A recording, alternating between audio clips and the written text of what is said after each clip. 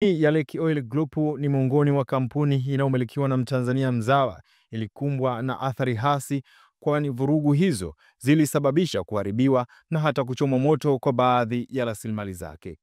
Mkurugenzi wa uendeshaji wa Lake Oil Group, Steven Mtemi, ameelezea namna walivyoathirika na vurugu hizo, huku akitoa pole kwa wananchi walioathirika kwa namna moja ama nyingine. Kwa tunapenda kutoa pole kwa watu wote ambao wameathirika na mikusanyiko ama vurugu zilizotokea. Napenda kutoa ufafanuzi kuhusiana na hili swala ambalo kwa kiasi kikubwa watu wengi ambao tumesikia sisi mitaani, taarifa kwenye mitandao na mitaani, watu wengi wanahusisha kampuni ya Lake Oil na wanasiasa katika umiliki. Na hili tumelisikia kwamba ndilo lililopelekea wale washambuliaji wengi kufanya fujo na kuvamia mali na kuharibu kwa nia ya kuwafikia wanasiasa. Lakini kimsingi tunaomba ieleweke kwa Tanzania wote kwamba kampuni ya Lake Oil ni mali ya Mtanzania mzawa anaitwa Ali Awadhi, na hana mahusiano yoyote wala hana uhusiano wa aina yoyote ule na wanasiasa ambao wanawataja. Na si kweli kwamba kampuni ya Lake Oil inamilikiwa na wanasiasa au wana sehemu ya umiliki katika kampuni. Hii ni kampuni yake mwenyewe na amekuwa akijenga, na sisi wengine wafanyakazi wake wa zaidi ya miaka 16 hivi sasa tunafanya kazi hapa. Tumekuwa ni mashuhuda wakubwa wa kufanya kazi kwa bidii, kwa kujituma usiku na mchana, na tumefanya kazi kwa muda mrefu. Tumekuwa tukishuhudia kampuni ikikua kidogo kidogo kuanzia chini mpaka tulipofikia hapa. Kwa haya ni matunda kufanya kazi kwa nguvu na kwa bidii.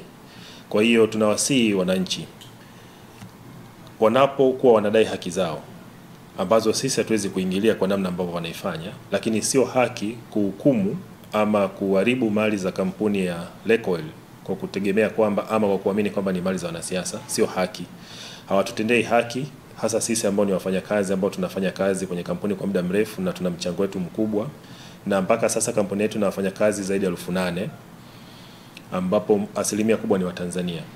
Na kwa uchache tu vituo ambavyo vimechomwa moto takriban 38 vinafanya kazi zaidi ya 300 ambao wote wapo nje ya kazi sasa hivi. Tumewapatia likizo bila malipo mpaka pale vituo vitakavyotengenezwa upya na vianze kazi.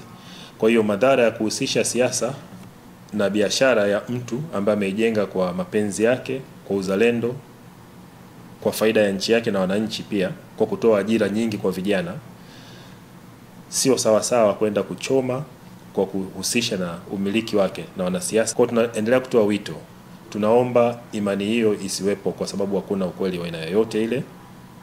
Na muda utakapofika, atakapopata nafasi, mmiliki mwenyewe ndugu Ali Awadhi atatoka mbele ya watu na kujieleza, na ataeleza kwa urefu namna ambavyo amepambana kwa muda mrefu na kuikuza na kuitengeneza kampuni yake. Kwa hiyo tunawasihi watu waache kufanya uharibifu katika vituo vya Lake Oil, kwa sababu madhara ambayo tunayapata sisi wafanyakazi ni makubwa. Tuna wafanyakazi wetu wa chini ambao ni pump attendants wengi ambao nao pia wana ndugu zao ambao wanawategemea, wanaathirika, hawana kazi hivi sasa. Kwa tunaomba sana, na pia sisi tunauza nishati ya mafuta na gesi ambao ni nishati ambao ni hatarishi. Uchomaji wa moto pia sio salama. Inapotokea milipuko inaweza kusababisha vifo na maafa kwa watu wengine ambao wapo karibu, ambao hawana hatia wala sio sehemu ya hicho wanachokifanya. Vijana bado wameshaaminishwa kwamba wanasiasa wanahusika na umiliki wa kampuni na ndio maana wanafanya hivyo, lakini si kweli. Watu wengi ni mashuhuda, sisi ni mashuhuda. Kampuni ya Lake Oil inafanya kazi wengi wa Tanzania, kila mtu anajua jinsi tunavyofanya kazi na mmiliki wake mwenyewe jinsi anavyofanya kazi na kupambana usiku na mchana.